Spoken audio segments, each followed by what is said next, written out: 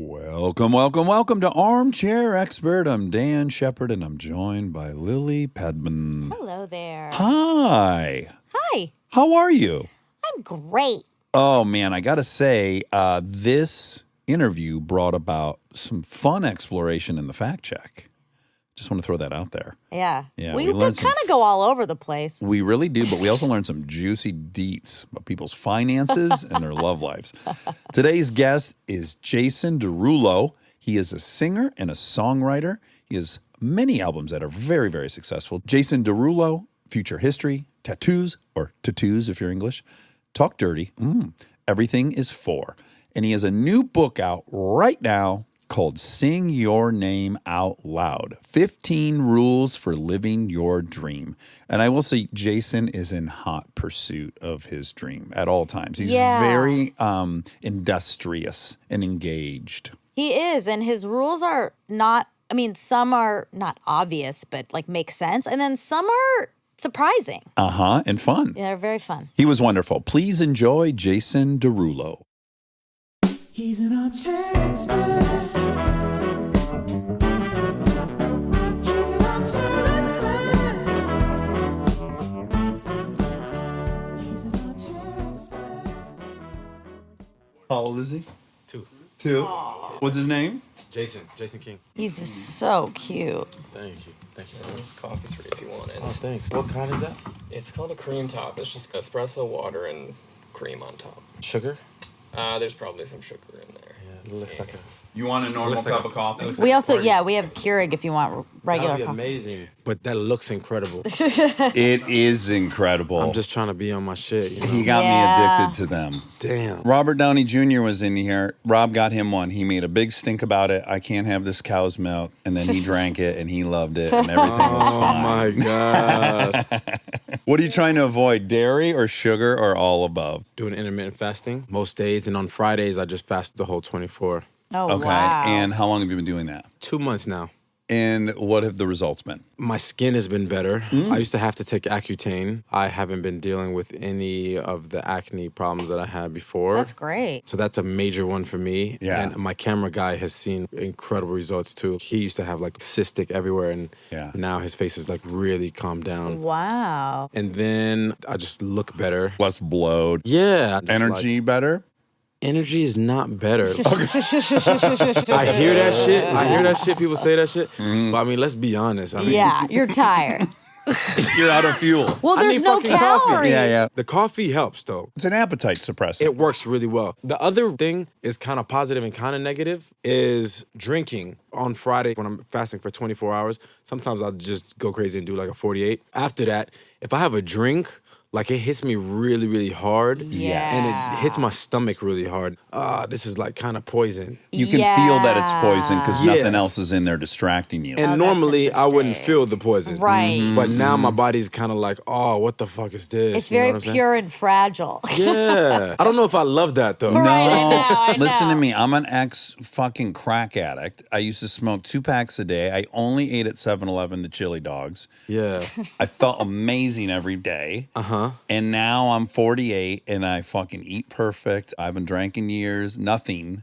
And if I have some sugar, the next day I'm fucked. I'm like, this is Really? insane. I've gotten that sensitive. And then like your skin, I have psoriatic arthritis. So if I eat the wrong foods, my joints hurt. I'll get rash on my skin. Wow. And I think everyone's symptoms and illnesses are mostly we're allergic to shit we don't know we're allergic to. For sure. So I bet just having the break from whatever thing was triggering you is probably huge. But the fact that your body is that sensitive to all those things now, I mean, it's kind of amazing. Yeah. And your body's kind of like, that's trash, that's Yes. trash, and that's trash. As opposed to like when you live normally, it's like all good. Exactly. Well, and you're moving from one dopamine hit to the next. So it's like just as you're feeling shitty from the lunch, you like have a big ass coffee and then you get another 20 out of that. And then you have a snack and that bumps you up. And you're just on this endless hamster wheel of trying to jack up the dopamine. Have you been hearing a lot about fasting as of late? In my circle, the peak fasting thing was like 2 years ago.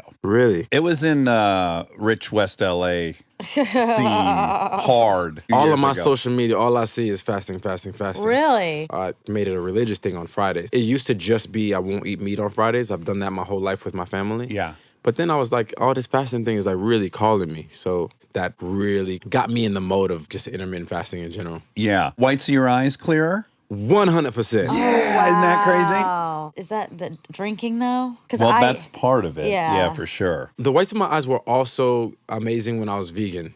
Oh. Okay. I track that on myself a lot. If I eat like shit, then I feel like shit, and then I'm getting a rash, and then I'll just check in with that whites of my eyes. I'm like, oh yeah, no, that's fucking hazy and dingy looking. You're really in tune. I love this. Oh, the whole podcast could be about yeah. his food, his workout routine. I love that. Well, I'm old, so you can float for a long time. I think I'm, 14 you have years. some time. No, but this is the moment younger for than you. me. This is actually the age where either you're going to go downhill, you're at the fork in the road. For you sure. look at peers and stuff, kids you went to school with, you start looking at them on Facebook That's or whatever, true. you'll start noticing like, oh yeah, people start dropping off real quick at this age. It's the truth. You can look at your industry as well and see how people age. I rather have the longevity and the quality of life in my later years than just party it all out now and enjoy it now. I could have gone one or two ways, you know. I could have let loose and it's like, oh, I've done great in my life. Let me chill now. Or you can have that burning fire inside. And that's what I'm always trying to do, is take it to the next level. And honestly, it's that keeps the trajectory going in the positive direction. Yes. Yeah. As my stomach rumbles. This is like, I'm still fucking hungry. If you die on mic, after your sales pitch for fasting, you just fucking collapse dead.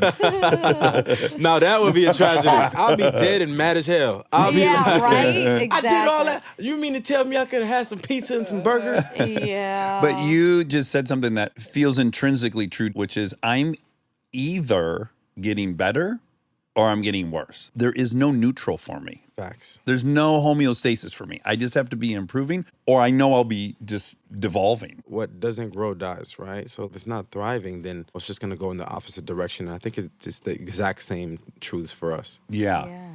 Okay, so you're from a suburb of Miami, Miramar? Yes, my beginning years was in a city called Carroll City, and then we moved up to East Miramar. With George and Wheezy? Moving on up. That's what yeah, you just yeah, referenced. George and Wheezy, they moved on up. Yeah, and then we moved up even more when I was in high school. My mom and my dad did a really good job of pressing forward. How old were they when they left Haiti? They were really young. They went to college in Florida. Oh, okay. And your mom went to law school? Yeah, my mom went to law school later in life in her 30s. Okay. They got here as adults, though? I would say 16. Okay. But Yeah. they met in Haiti, or they met No, they here? met in college. Oh, they did? Okay. They went to a community college in Miami, Florida. My dad saw my mom and was like, she's the one. And it hasn't stopped. Wow. Actually, it did stop. It took a pause.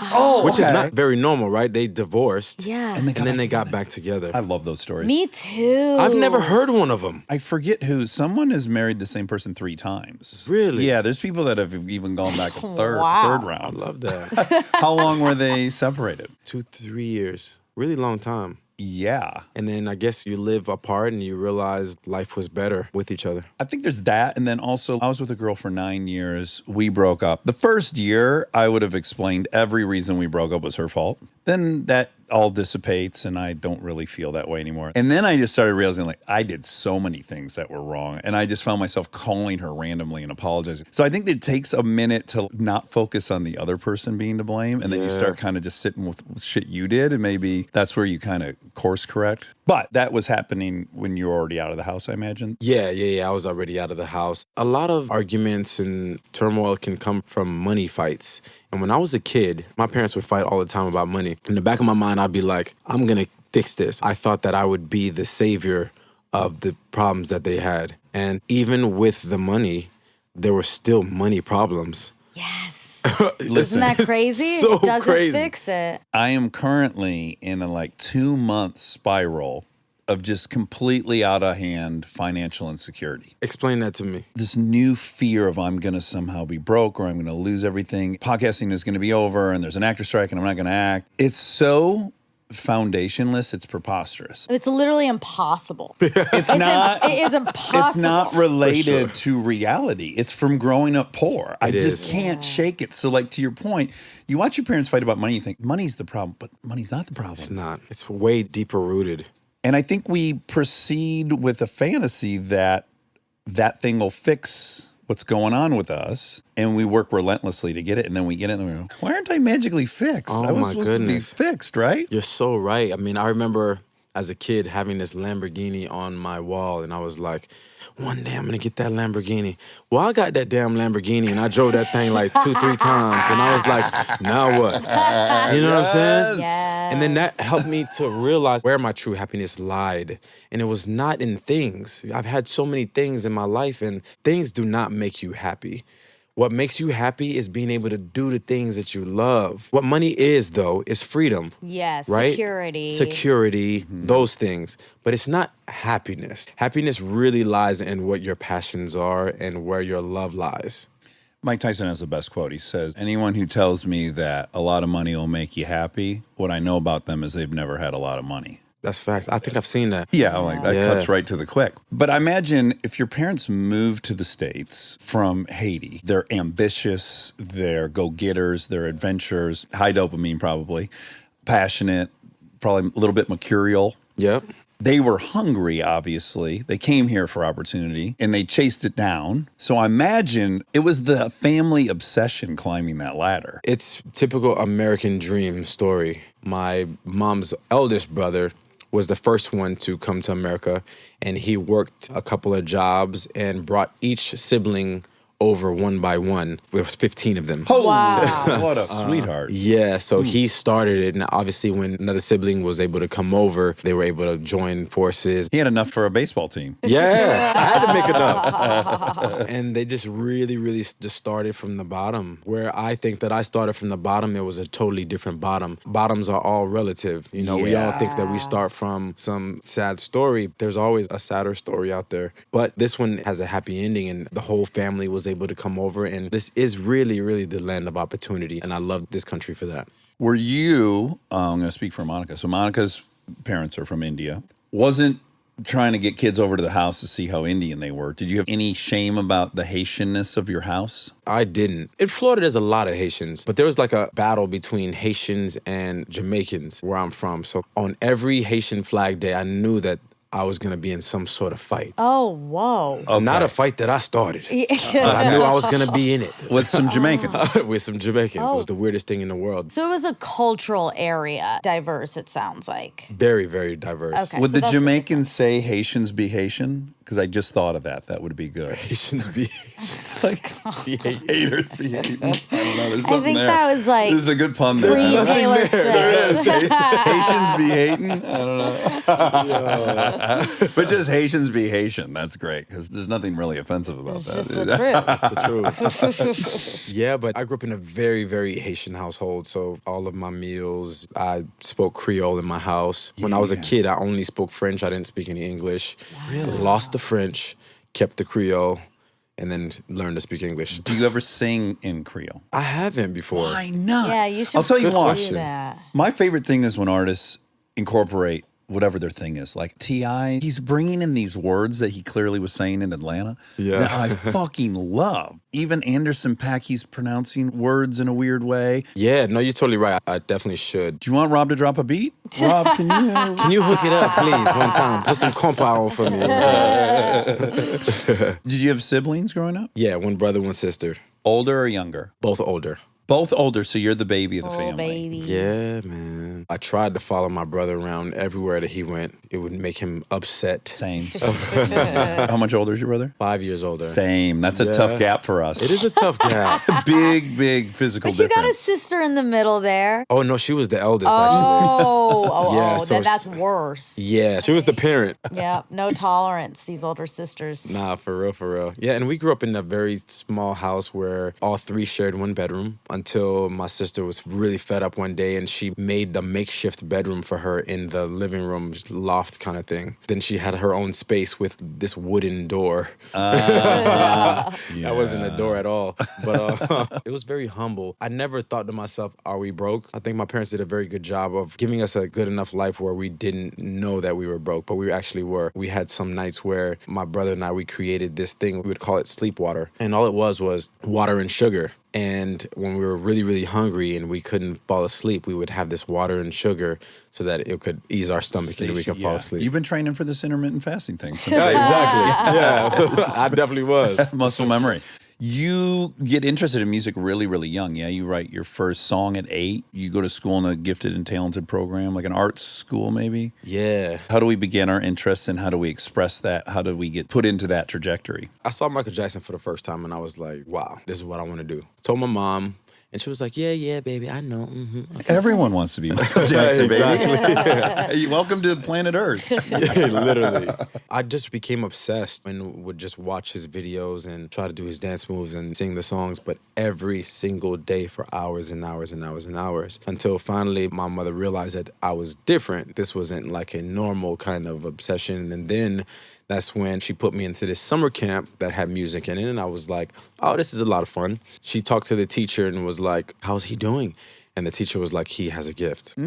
He seems like he has something special. And then she's like, what do I do? Yeah. And she's like, why don't you put him in like a performing arts school? And that's what she did. So I became this arts kid and fell in love with classical music, fell in love with jazz, fell in love with musical theater. And that started a whole new life. So are you so grateful that you got put in that pipeline as opposed to going to like traditional high school where other things would have been valued? There are other musicians that are successful that don't know how to read music or sing classical music, but I think it's amazing to know. I think it's amazing to have information, and I think I have a lot more information musically than the average artist. You Right. know, I just have so much from different genres, from genres that are way older than we are. I think knowledge is power. Whether it shows up within the music, I don't know. But I enjoy knowing that I can whip out an opera at any time. That's a good party trick. I'd like to see that. Yeah. Rob, drop a violin. Drop some strings.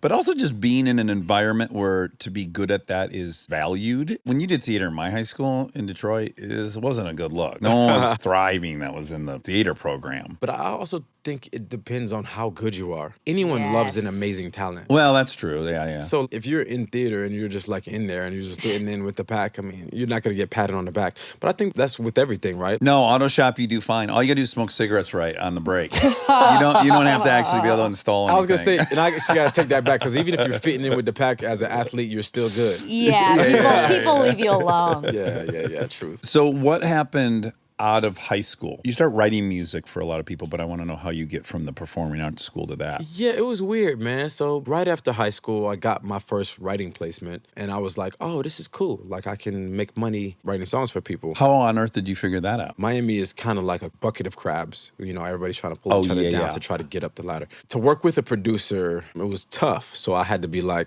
oh, I'm a songwriter, pose as a songwriter, and then I'll be allowed in these sessions. Oddly enough, I just started to get in these sessions and different producers were working with me because I was saying I was a songwriter. When I was just saying I was an artist, I mean, we don't really want to work with this no-name guy, right? Yeah, We want and to there's- make songs for the people that are out. I have to imagine the quote artists outnumber the songwriters by 100 to 1 as far as people who are pursuing that. Definitely. So I was able to get in these rooms. My intention was to just take these songs that I was writing in these rooms and then just put it on a demo and then get a deal somehow. Yeah. But then like they started to get placed. That just started like a whole new journey. And is the money good? No, it's literally nothing. Okay. Because I was working with people that were taking advantage. You know, I was a young songwriter, so I won't mention who those people are. But that's how it works. People are still around today. Yeah. I would never do a young writer or producer like that because I know how it feels. Yeah. I would never do that. But in essence, it's called paying your dues. But later on, I was able to get just due. But anyway, my mom put a kibosh on the whole thing and was like, you got to go to college. I'm like, wait, what? I'm like, Ma, I don't need college. I'm writing these songs. I'm going to be a big artist. My mom was like, no, you got to go to college. At least give me 2 years. And I was like, all right, I'll give you 2 years. So I go to this musical theater conservatory in New York. It was a lot of work, man. It was really, really tough. Was it in the city? It was 70th and Broadway, called AMDA. That's like a reputable one. Yeah, for Yeah. sure. You like that one? I know about it. Yeah.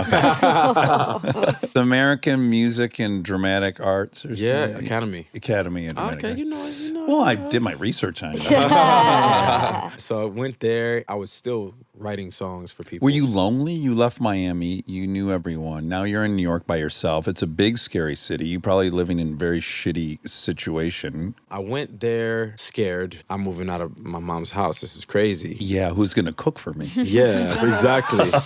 Because I didn't learn how to do any of those things myself. I was too busy trying to write songs all the damn time to learn how to actually live a life. So I get there. I don't have very much money. I had as many ramens as you could possibly have. And then I figured out that there's a fruit stand that I can get a banana for a quarter. So I started eating hella bananas.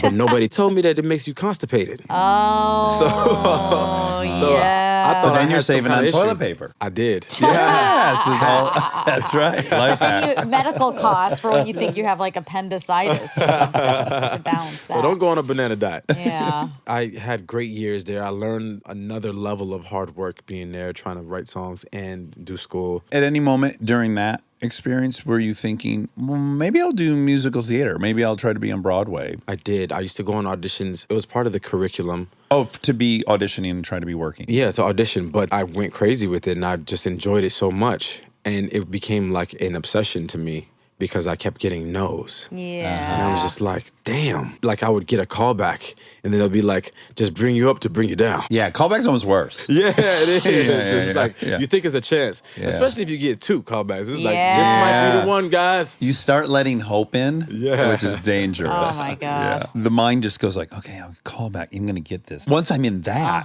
then I'm going to have an agent. You build an entire life on this one moment in time. For sure. So I was going on these auditions until I actually booked a role on Broadway in Rent, Benny, No kidding. wow. What year is this? 2007. Wait, you've already won Showtime at the Apollo. Same time period. Okay. Things are happening. Really quick, have you ever watched that show? No. Okay. You never saw Showtime at Apollo? No. It's incredible. Wow. You know, when you tank there, if you eat shit, they let it rip. Yep. They boo you off the stage. It is the highest stakes performance of your life. Yeah, there's no show like it. I mean, they applaud people that boo. Yes. I went on that show. I won the show. Won the finale. Wow. I thought that was going to be my big break, but again, it was a callback. Right.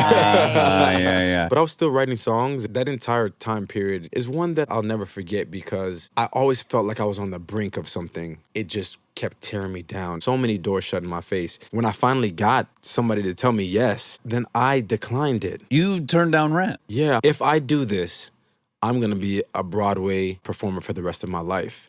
And though that is cool, I don't think that's my path. I want to sing the songs that I write. I want to do original material. And that is not that world. And I knew if I did that, I would have been as successful at it and I would have just stayed there. I got the yes. It's Yeah. like what you need to feel like, okay, I can Some keep going. validation that you're on the right track. Masochistic. Yeah. So you turn that down. And then how do you end up, you get signed by J.R. Rodham. He's huge, right? I didn't know. I saw a picture of him and I was like, well, this is not who I was expecting. Yeah. He's a South African dude? Yeah. They saw me on MySpace. Okay, now we're talking. New media. Yes. Yeah. So they wanted to sign me as a songwriter, publishing deal. And I fly to Los Angeles. I meet with them. And in the first session that we have, we do 6 songs that evening. That you had brought with you? No, that we created. No kidding. And then we were like, oh, this is a great connection. And then he was like, you should be an artist. Oh. And I was like, I am. That's why I'm that's what I've been fucking waiting for. That's what I've been whole saying. So he signed me as an artist as well. So he discovered Sean Kingston, and Sean Kingston was his big artist, like claim to fame Yeah. at that time. But he had produced songs for everybody and their mom. But that's really what I was there for, is to kind of write for Sean. Oh, okay. And my first song, What You Say, was a song that I actually wrote for Sean Kingston. And it ended up being my song because his label turned that song down. They turned it down. And this is your first single. It sells 5 million copies immediately. It's number 1 on Billboard Yeah. Top 100. Mm-hmm. First song Wow, out. that's Yeah. unbelievable. Equivalent to being struck by lightning 7 times.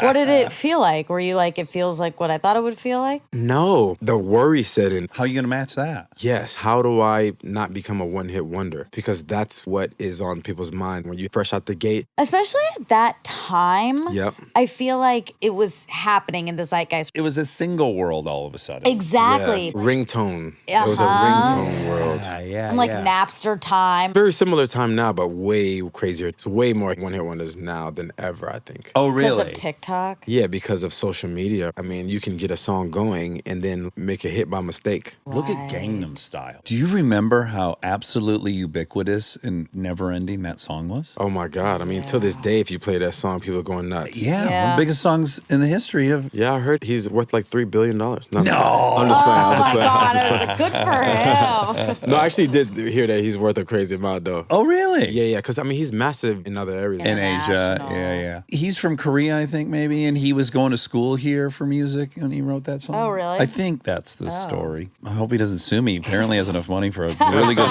legal team to come after me.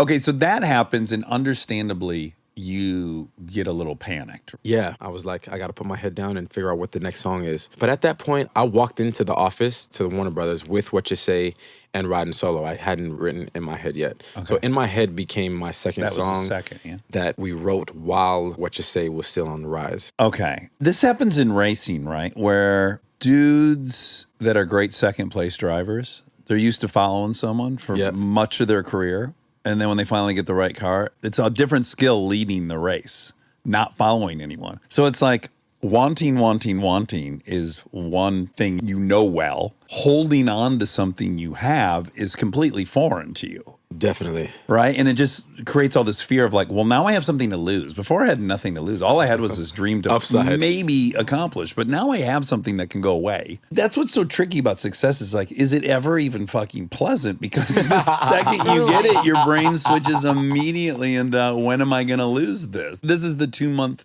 spiral I've been in, which is like, well, certainly in 6 years of this, they're going to take this away. When does the shoe drop? Yeah, go into survival mode. But I think it's just trying to push the envelope forward and better yourself and try to get to the next level that keeps you successful. So in your book, Sing Your Name Out Loud, 15 Rules for Living Your Dream, what one did we learn the hardest so far? This would be, I guess, 2009. The majority of them have been learned. What hasn't been learned is the power of your circle and knowing who your team is. So everything up to that point was pretty much just me rolling up my sleeves. I mean, you can't do it all by yourself. Right, you're a one-man show. First of all, why do you need more people? And then how do you get comfortable trusting other people? So I was lucky because I was born into my hive, because the rule is called respect the hive. And it's basically talking about the people that are around you and how you pull from their energy and they pull from yours. And you should be able to learn and grow from everybody in your circle. But especially having gone to college, I was away from my family. I was away from everything that I was used to. So at this point, it was just me. It wasn't until I got back to Miami from college that me and my cousins and my brother, who have always been the closest people to me in the world, we got back together and clicked up and figured out how to get a studio ourselves and like make songs and then go and pass out demos and go to strip clubs and try to have a DJ play my songs. Yeah. But it was a group effort, you know, and they were maxing out each other's credit cards and like trying to make it look like we were something that we were not. But like it was the four of us. I don't think I would be where I am today without them because they were the backbone. They were the guys that were in my corner. Well, they believed in you, clearly. did. Yeah. That's incredibly powerful. And then back to like, yeah, the success, I think in retrospect, you realize, oh no, that's the best part. The best part is that shit right there. Yeah, the journey. I mean, it's so cliche, but it's so true. When you end up looking back, it's like, well, my funnest times were at the Groundlings, performing with a bunch of other broke comedians and praying people came to the show. That was actually the most fun. Isn't that crazy though? It's the absolute truth. My favorite times are the times I can remember where it's the grind, staying up till 3 a.m, writing a song that I didn't think had any potential at all. You know, when I heard the riding solo beat, I was like, this is kind of trash. And my friend, it was like 3, 4 in the morning. He was like, let's write one more. And then we went through the beats and I found the beat that I hated the least. And it was this beat that I didn't think was great, but it wasn't terrible. And I wrote a song that people like really, really love and come to me all the time and say that it's helped them through a hard time. But this was just a random night being the broke kid from Miami, Florida with my broke friend, teenagers just in my mom's basement. I love that though. This doesn't have to be perfect. I just have to push through and do something. 100%. Studs. Yeah. You'll never do anything perfect. You'll never do anything flawless. You just Yeah. got to march forward. For sure. Exactly. Stay tuned for more Armchair Expert, if you dare.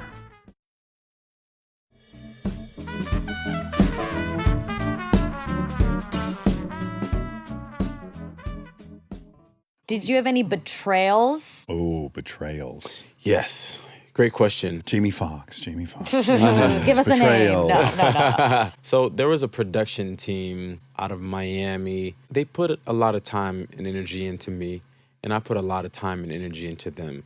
They were some people that started off with the same situation, like, let me write songs for you. And then they kind of wanted to sign me as an artist. That just never panned out. They were just never the best option. That was okay to me. At the end of the day, I have to do what's best for myself. And if you don't have the best option for my career, I'm not just going to shoot myself in the foot just because we're friends. You know, it just doesn't make any sense. And the deal that they were offering wasn't great either. So later on, when I'm writing my first album, I write a song that is reminiscent of one of the songs that I did with that team. I write 1 million songs. Literally, I write songs every single day of my life.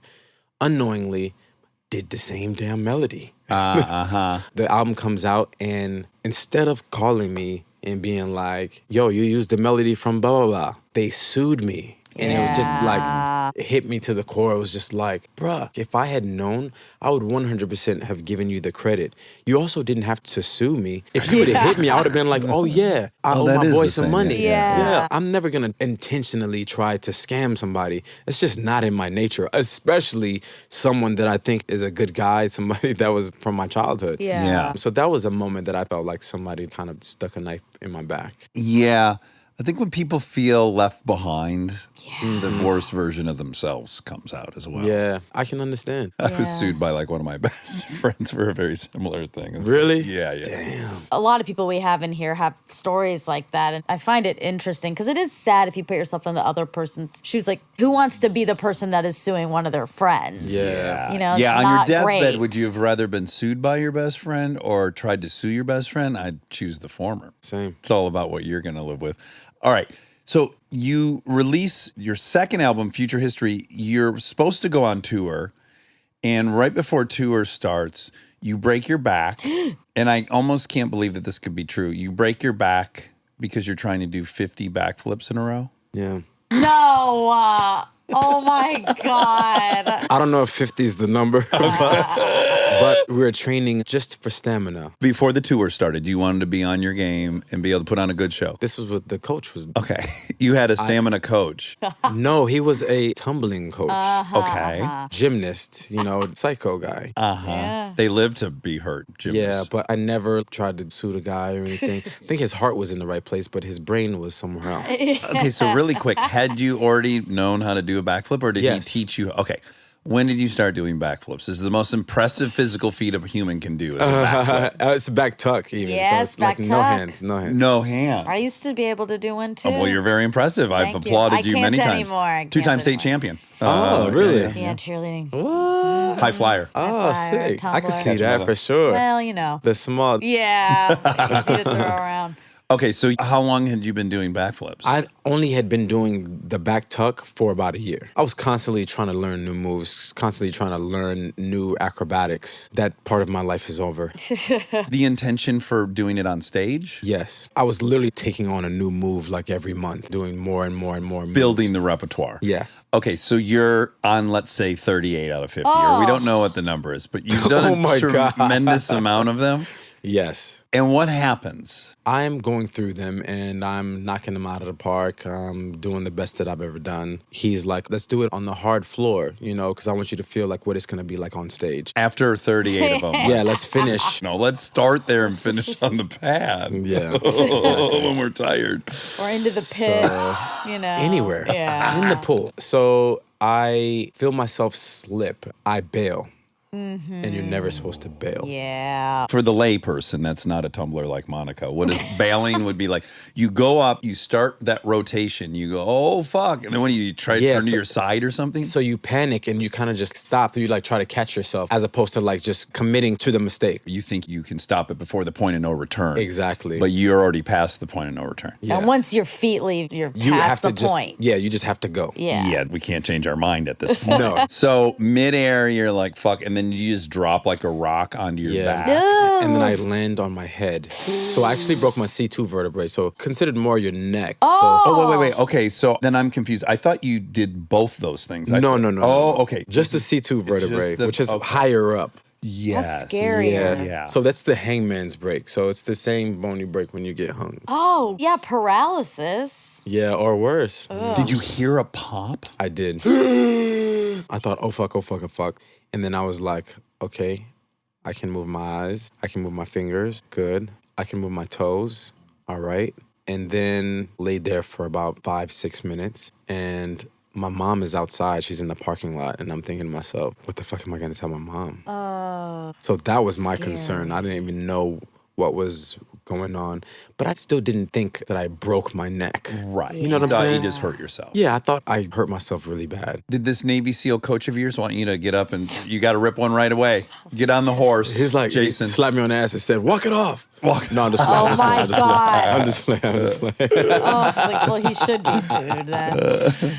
No, so you're never supposed to get up when you have a neck injury. So I got up and I'm holding my head and I get to the car and I'm like, Mom, I think I hurt my neck a little bit. We should probably just go to the hospital, just make sure. You're trying not to scare Oh her. my Trying not to scare her. God. But I'm in excruciating pain. It's like hurting like a motherfucker. Yeah. So every single bump seemed like hell on earth. And then when I get to the hospital, they sit me in the waiting room. But you're never supposed to sit someone with a neck injury in the waiting room. That's something that I learned. Okay. Error number 2. Anyway, so finally get to the doctor and we take the x-rays and he's like, this is serious. You broke your C2. You're going to be out for almost a year. Oh my God. I was like, what kind of recovery is That's this? 1/18 of my life. You know what I'm saying? Like, Yeah. I had to cancel my tour. It was like my biggest tour at that time. 11 cities. Was it only 11? Well, that's what it says. But We no, you're probably read all right. kinds of crap. No, you're though. probably right, though. I mean, I thought you broke your back twice, so that goes to show how reliable could've I been. am as a source. But yeah, I had just got off the road with Lady Gaga, but this was like my You were headlining this. my own thing. What a bummer. In Europe, was it? Yeah, it was a European tour. Yeah. It was a So European did you have tour. to wear like a Yeah, do you have a braid? really Like what? sexy neck brace? Yes, I ended up getting a sexy neck bracelet later. Bedazzled or anything? Yeah. You Yeah, told me. that's Tell me. Yeah, fun, that yeah. sounds great. Yeah, I had this designer make this crazy neck brace that had black diamond things that weren't diamond, the cubic zirconium. I'm shocked that didn't take off as a style, like a bunch of kids on the dance floor with like bedazzled neck braces. that could have really taken That off. could have been something. It could have. Yeah, because the Kendrick Lamar face covering. But we all had to wear the face Yeah. covering, so that's why that made sense. Yeah. But now it's something different. No, that's not COVID related at this point. Oh, it wasn't? well, it was. I think not at the then. Super Bowl. Really? No, I think that was his style. I don't know. I'd have to Ask get his him. phone We need number to and then interview call him. him. And if he picked up, Just I for could that, ask him. Were you so demoralized? Yeah, I can't believe that should happen to me, honestly. Yeah. Because nobody breaks their neck, right? That's like not a Right. thing. And also, you get a taste of something. You're like, oh, this is going to happen. Of course not. No, now I'm not going to be able to perform for a year. Kind of like Kanye in that car accident. Yeah. That was the same time, too. Like right when things were happening for him. Not even done with the album. Yeah, true. He's got his jaw wired shut. He's probably thinking, I can't do this. You know, it builds a different kind of character and it builds a totally different monster inside you when you can't do something for so long. Because at that moment in my life is when I was the most focused. When the world shuts off, so to speak, in my life is when I make the biggest gains. So I wasn't able to take a shower myself. I wasn't able to tie my own shoes. I wasn't able to dress myself. I wasn't able to do anything myself. But what I did have was focused time and energy. At that time is when I wrote my Talk Dirty album, which ended up having 5 multi-platinum singles on it and ended up being one of the more successful albums of all time because of the focused energy and the routine. So in the book, I talk about the power of routine. I woke up at the same time. I ate at the same time. I worked on my craft at the same time for the same amount of time every single day. And through that power of that routine is the magic that happened on that album. Wow. What is the hardest part of your routine to keep? I love a routine too, but going to bed on time is my Achilles. It happened 2 nights ago. I'm like, what was it, Jake Paul documentary? Huh? Yeah. When people hate this kid, let me see what's going on with this kid. And then it's 1:30 in the morning. Oh, fuck, I was supposed to be up at 7:30. I struggle with falling asleep on time as well, but I wouldn't say that's like my hardest one. The hardest part of my routine is probably diet. That's very relatable. Yeah. Yeah, man, because that's one of the joys of life. Food is like top 3. I think it's also compounded by culturally for you. I think that first generation, they're still like, they miss the food from home. They're cooking the food from home a lot. I think it has a bigger significance too. It does. Because that's like the last thing of your culture that you can Yeah, still enjoy connection. here in this other place. Yeah, and you get used to eating with the people that you love and care about, and it becomes the place and the time where you bond with the people you care about most. Totally. Yeah. So what's interesting, and I agree with you. So I, for much of my career, was a writer. And so I had all these routines. When I had a script due, I would go to this hotel and I do everything the same. And weirdly, eating is a big part of it for me because I can't ever get full. If I get full, I can't really work. I'm not really sharp. And the longer I would delay when I could eat, the better, the more productive I'd be. For me, it's like you're exerting control on all these little things so that you feel confident to control the creative thing you're trying to control. Which you don't have much control over. Exactly. I got chills because it's so crazy that some people have very similar kind of isms, especially, really successful people. Because before a show, the longer I've held out before eating, the better that I feel. I cannot go on stage with a full stomach no matter what. Yeah, you would suck, right? Yeah, I feel like I'm sharper. I feel like I'm better. Yeah. Another thing I have to do is I have to give myself permission to do shitty work. I'm writing from this time in the morning till this time in the afternoon, period. You're allowed to write something shitty. You just have to keep those fingers moving. And then I think just giving myself permission to suck, inevitably I don't suck. Something good will come Something out of it. the day, and I'll rewrite the next day. But I can get kind of overcome with this desire for it to be great. 100% yes, I do give myself permission to be shitty. There's a lot of songs where I felt came out amazing when I felt like I wasn't at my best. And I used to have a rule when I was younger, if I'm too tired, I'm just gonna call it a night. Until I wrote fucking smash hits when I was tired. And then Right. after that, I was like, what the fuck are you talking about? You're tired? You gotta keep writing. You did some of the biggest and greatest shit you've done while you were tired. So now it's become a part of my lifestyle. Me being tired is not an excuse anymore. I have to do a specific amount of time. And once I've done the proper amount of time, then I'm like, okay, we've accomplished the day. Because I think a lot of writing, when you reach a certain point, it's a numbers game. So everything that you do is not gonna be the best that you've done. But the more that you do, the more chances that you have of writing something amazing. Yeah, you're just Totally. up at bat the entire time. Eventually, you're going to fucking hit a ball. You just got to take a quadrillion pitches. Exactly. Can we actually talk about stamina for a second? Because we moved past it because you broke your neck. But the point of him making you do 50 tucks, Go ahead and say it. I went to Taylor last night. It's 3.5 hours, What is it, 45 songs or something she played? 47 songs, I think. And she is moving the whole time. And has like 12 outfit changes? Yes, and I know she is singing, but if she was mouthing the whole concert, it's still phenomenal. I can't believe sure. it. How are people doing this? Let me tell you something about this girl. Taylor is a freak of nature. She is amazing. And in a lot of ways, as big as she is, she's still underrated when people are talking about talent and work ethic. I watched Taylor do a performance. It wasn't 3.5 hours, Yeah. but it was still really long. Taylor's show's always been long. This had to be maybe like 4 years ago, like before the pandemic. So I watched her do the show. And then after the show, she's like, hey, you want to come to the meet and greet? I'm like, not really, but I'll come. So I go to the meet and greet, and the meet and greet is so dope. It's basically like a room that she set up as like a party room. She'll go from table to table to table. I just couldn't believe how much time and energy that she put into this meet and greet after she did that entire show. It was just like so much. And it was inspiring to me. And I was just like, I gotta shut the fuck up and do these meet and greets, you know, because I would like limit my meet and greets. It's like I gotta make sure I'm good for my shows. So I had good reason. Totally. But look what the fuck Taylor is doing. She humbled me quick. You know what I'm saying? Yeah. Watching someone work their ass off is very humbling. Yeah, and she's so giving, and she deserves everything that has come to her. Because now I think she's like the biggest grossing touring artist of all time. Yes. Yeah, you Now. can say she has $3 billion, unlike the other person you joked. Crazy. Yeah, It's Psy or whatever. amazing. Yeah, amazing. she's so dope, and it couldn't have happened to a sweeter human being. Good, I think it's love the that. genre to theorize on why she's underrated, because I agree with you. They're not looking at her like Prince or something, right? Yeah.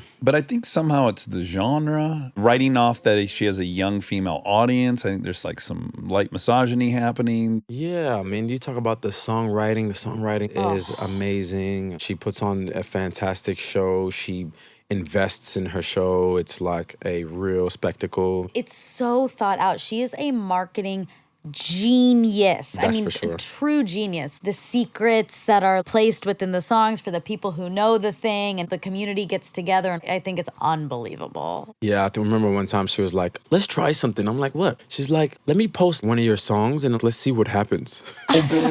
Like, oh, yeah, let's see. Yeah. Sure. She posted one of my songs and instantly that thing started to just climb up on iTunes. I was like, Taylor, this is crazy. It was just kind of like, this is my favorite song right now. That's all it takes. It's like Oprah's book club back in the day. If she said that it was a good book, boy, that thing. That's for Good sure. luck finding it the next That's day for on the sure. shelves. Okay, so since 2009, you've sold 250 million singles worldwide, 11 platinum singles. 19 platinum singles, but nobody's 19. Oh, Damn. no, we can count. We're allowed to count. 19 great. platinum singles. But within that, there's still up and down, right? I'd like to hear your advice on that, because no matter whose career you're looking at that you think is one way, if you really go through, we just had Ethan Hawke on. He made this great documentary about Joanne Woodward and Paul Newman. He's like, Paul Newman tried his hardest sometimes on movies and they fucking were complete failures, right? They were critically and commercially. You don't even think about that because you just think of all the hits. Everyone's ride is up and down and up and down. I think it's so much more valuable to know what to do when it's down than when it's up. There's stats in the NBA. There's a list of the top 10 most missers of all time. And amongst the top 5 of the most missers of all time, Oh, can I guess this? Jordan's on there. yes. Yeah. But who else? LeBron. Yes. Yeah. Kobe. Yes. Oh. Isn't that wild? If you look at the top 5 of the most That just missers gave of me all time, chills. each and every one of them are amongst the greatest scorers of all time. So the more shots you take, the more shots that you have the potential of making. So I apply that same thing within my life and within my career. Nobody remembers the misses. That's so powerful. It's like far more missed than made. Yeah, and I just love that stat so much because I love when sports can relate to life. Yes. Yes. There's a similar one in football, and I don't know shit about football, and Rob might correct me, but all the biggest scoring quarterbacks also lead the league generally in interceptions thrown. Really? Yeah, they're related. They're throwing Damn. big, crazy passes all I the believe time. that. A lot of them, they're scoring, and a lot of them get intercepted. You got to take the risks. The more you put yourself out there, the more opportunities that you have to succeed. The problem is we all always get really hung up on what if I fail, what if I miss, that we end up hindering ourselves from ever starting in the first place. And it's the starting, it's the just putting it out there, especially in 2023. I mean, there's just so much opportunity now. You can just release shit to the world at a drop of a dime and not have to pay $1 million for something. There's all kinds of people that are thriving these days. The pages like with the bee lady that is just saving the bees, you know, has Yeah, like 30 million seriously. followers, or like someone who's cleaning the sewers and showing us what it's like to work a sewers is now getting all of these huge brand deals. You can be anybody on the planet. You just have to take that swing time and time again. Wake up in the morning, get your routine down, and the world is your oyster. And that's why I wrote this book, because there's way too many people out there that are abandoning their dreams for grad school or doing what the norm is and what their parents might have told them or the teacher might have told them, and not following their passion or not putting themselves out there enough. And I think it's important for you to follow your passion and do what you think is going to make your life the happiest, because at the end of the day, money will follow, success will follow, but the joy is in the journey. The building the shit is the fun part. Tree forts, they're a blast to build. You never hang out in them. It gets built, you're pumped for a day, and then no one ever goes to the thing again. Yeah, man. Fail. I would imagine your career, my career, Monica's career, there's these momentum shifts. Like sometimes velocity's high. It's 2009, you're fucking 5 million downloads. And then the momentum slows down. When you're feeling that momentum slow down, how do you reinvigorate it? How do you change the direction of that momentum? I'm constantly thinking of new shit. I'm never just staying within the beaten path. I'm always thinking, what can I do different? How can I change? How can I morph? How can I become a new Jason Derulo this year and like come out different? Whether it's what my body looks like, whether it's like a new strategy, whether it's putting my energy into socials, whether it's putting my energy into trying to figure out like a new marketing plan, whether it's trying to figure out what my new look is, what my new fashion is. How am I going to shock the world this month? What am I going to do that's going to shock the world now? A lot of what we do today is shock value. I mean, let's be completely honest. Well, cutting through the noise. There's just so much noise. You just got to keep shaking shit up. Now, I can't imagine you would have seen this coming, but right after you leave Warner Brothers Records, you do Savage Love, and it becomes this insane viral sensation on TikTok. And then the song peaks at #1 in the UK. It's remixed by BTS. That goes on to be #1 on Billboard. Am I getting all this right? Yep. I've fucked up a few times, so I'm waiting for you to correct me. But ultimately, this thing is enormous. You're the 15th most followed person on TikTok. Even for you knowing you're throwing a lot of things at the wall, that's got to be one of those moments again where you're like, well, okay, didn't see that one coming. That's pretty wild. So it was the pandemic, and it was a kind of down period in my life as well because I had just gotten out of this deal with Warner Brothers, which I thought was going to be a happy moment because I sold 200-something million records across the world, right? I thought every label was going to be jumping for joy to try to get me. Yeah. I went out into the marketplace and people were like, oh, it's too expensive. Oh, we don't know. I was like, what? Yeah. Talk about shock to ego, shock to everything that you could possibly imagine. Yeah. I'm like, what do you mean? Like, how? So I'm like, cool, I'm gonna figure this shit out myself. Proving people wrong, that's fuel to me. When I get shit on, I always get some new sort of energy that is just work. So I made it my business to put my energy into both music and writing songs, but also figuring social media out. Because my whole career, that was my downfall. I had all these hit records. People couldn't put my face to the songs. It was the weirdest thing in the world. Christopher Cross. Literally. Everyone knows Sailing. No one knows what he looks like. Yeah. So Yeah. it was a weird place that I was in. So I was like, I'm going to utilize this time to figure this out. So I looked at what the top people were doing in different areas, come up with a plan that worked for me, that I was going to post 6 times a day, no matter if there was shit content or it was great content, to figure out what the fuck people wanted. Why is it not connecting? Like, what do you want from me? It was through that experimentation that I was able to learn what made people tick. After a period of time, I could know what a video was going to do and how many views it was going to get because I started seeing the pattern and I started to see what got people going. Yeah. What does get people going? I'm the worst at social media. It's embarrassing. You have to think about yourself as a scroller. So if you think about yourself as the fan, you can instantly know what makes you scroll. Titties. Like, God. That's Maybe good. you shouldn't think about it. that makes you stop scrolling. How Scrolling is a bad thing. You don't want people to scroll. Yeah. So titties is going to make you stop scrolling. So that's a good thing. I just wanted to say titties. So sometimes it's literally just popping on the screen, a big ass face. It's like, damn, what the fuck? Who's this? What the fuck are you going to say to me? Yeah. That's going to stop me in my tracks because I'm scrolling from video to video to video to video. It's going to take a lot for me to stop. Yeah. So what you have to do is offer me something. In this first 2 seconds, I need to know what the fuck you're going to offer me in this video so that I know exactly what I'm getting. Because as a scroller, we're very selfish. We want to get something from a video. Are we going to learn something? Are we going to be entertained? Am I going to laugh? Am I going to cry? Am I going to want to fall in love? Tell me in this first second, because that's all you got, what I'm gonna get out of this video. That is probably 55% of social media. Yeah. Is getting people to stop scrolling. I'm not good at that. Me either. Yeah, no, you're getting really good. Well, no, Liz is good. Our friend Liz yeah. is good. If you collaborate, it's Yeah.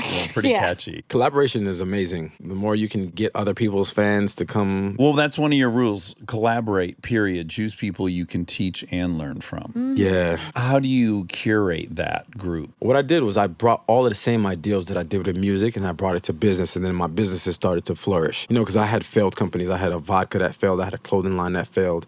And then when I started to utilize these ideals from the book that I learned from music, I utilized it in business. Amazing. Then I utilized it in social media. Social media started to thrive as well. So all the same shit just works everywhere. The same thing for music. An intro to a song, like You Gotta Keep Me. I get so mad sometimes. Some of my favorite artists, too.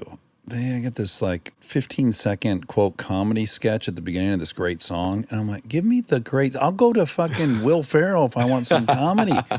Give me that good song. Sometimes I get a little frustrated. Yeah, same. It's important. Do you ever get frustrated, I'm like, Monica? who's doing that? Oh, A there's lot a of artists. lot of it. What? Yeah, the That's better they are, the more empowered they feel to start do doing some random comedy shit. bits. Oh my God. You ever notice this is like a status dynamic? Have you ever watched like whoever has the highest status in any group, it could be the CEO of a company or something, all of a sudden they think they're 27% funnier because people are going to laugh way easier. Well, by the way, that's because hilarious. people will And laugh laugh, at that. yes, it's not misleading. their fault. Damn, I really thought I was funny. Yeah, me too. Everyone, we all suffer from it. Yeah. Yeah, no. People will laugh. People will laugh at you guys. I worked for years for General Motors, the car company, and I go to these dinners. The person that was 8th level, which is really high up, they tell these stories, and they were fucking sleepers. And people would be laughing hysterically. I'm know. like, this guy thinks he's Jim Carrey. How could he not? Not his fault. It's other people's fault for laughing. He wouldn't feel so empowered to tell all the fucking jokes if Exactly. he was laughing. You're all feeding into the problem. I have two little fun, quick questions for you, or maybe you won't find them fun or quick. I love the Meters, the Isley brothers, and you played Ron Isley. Yeah.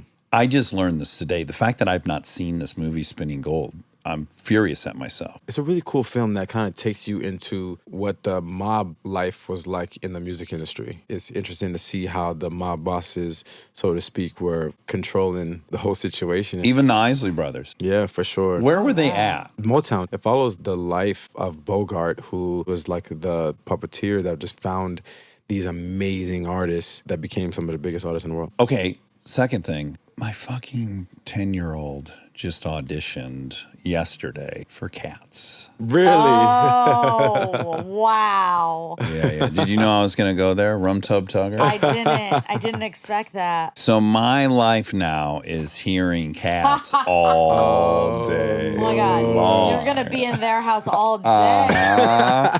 Wow. I have a hunch that movie's going to be on a couple thousand times before the performance. Oh my God. Ironically, it was on the day before yesterday at my house. It was just randomly on HBO. So we were like watching it as a family. It's crazy.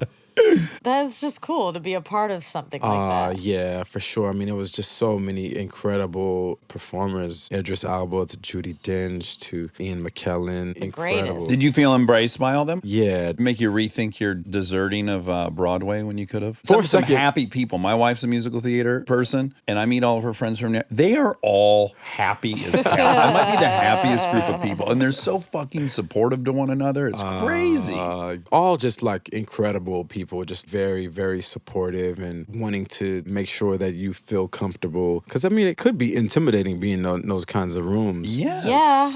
Idris Elba? I would Yeah. He's a beast. Definitely. How tall we think he is? 6'3", 6'4". Oh, I'm going to wrestle him if we Oh, ever God. Gotta wrestle him. 6'3". But I'm wiry. My last question is, you do The Voice Australia. And so how long will you be down in Australia? And does it film in Sydney? Yeah, so 3 months. And Sydney is one of my favorite places in the world. To be in there for a chunk of the year is pretty incredible. I've always thought about buying a house in Australia. Bond Beach, is that the spot? Bondi. Bondi. You've already been down there? Yeah, we already shot it, so we just have to do the finale. That lifestyle for you, that works? Oh, yeah. To me, it offered a change of pace because I tour a lot. I don't spend very much time at home. So to have like a home in Australia Australia for like a stint of time was awesome. It also allowed me to make a lot of music. I was going to say, you can't get too distracted down there. You've got this incredible time zone issue, so you can't ever really get on the phone with anyone, right? It's like you got to call at 5 a.m. when they're going to bed or whatever. Literally. There is nothing else for you to do other than that show. Trust me, I thought about fitting some shows in there. I was just like, it's not really worth it. Yeah. No, I'm straight. I'm Enjoy. good. I really did enjoy it. It was really good breath of fresh air. And there's room and opportunity for more seasons down there? I'm into it, so I think I would do it again. Okay, great. Well, listen, it's been a delight meeting you. I Yeah, hope everybody likewise. checks out Sing Your Name Out Loud, 15 Rules for Living Your Dream. I think you have been someone who's constantly reinvented and reimagined and executed on a million different trajectories, and it's impressive. So I imagine it'll be very inspirational to a lot of people. Thank you, man. Thank you so much. And that little boy of yours, boy, that's a Yeah. cute little guy. Thank you. I got to comment on your grass, too. Your grass is amazing. Thank you. And it also inspired me because I didn't think real grass could look that good in Los Angeles. It's a polarizing It topic, is. as you know. There'll be people that are mad that I have real grass. Really? Yeah, but it fucking rained for 6 months this year. I ain't too worried about the grass right now. Oh, shit. Yeah, people get That's the mad if thing? you don't have fake grass here. Really? Well, because we're in drought a lot. I get it, but That's a we're lot of not fucking in land to drought. have fake grass. I though. know. It's too hot to walk on, because then I'd be like, oh, great, I have this yard. I can't fucking walk on it. The dogs can't go on it. The But kids do you know can't how walk. expensive it is per square foot? I had it at the old house, and you It couldn't was- walk on it. it I'd have was to too hose it hot. down to walk on Oh, it. Then what? my Then God, I'm that's using a water to cool the nightmare. damn grass off. Yo, that's hilarious. Where do you live currently? Tarzana. Oh, you do? Okay. Yeah. Yeah, grass is hard out there. It is. I've been kind of going back and forth. I'm doing a lot of renovation as well on my place. Yeah, you can get some space out there in Tarzana. Yeah, a ton. All right. Well, I wish you a ton of luck, and likewise, it's been a delight. Thanks for coming. Yeah, thanks so much for coming in. I appreciate you guys. Thanks for having me. This was amazing. Stay tuned for more Armchair Expert, if you dare.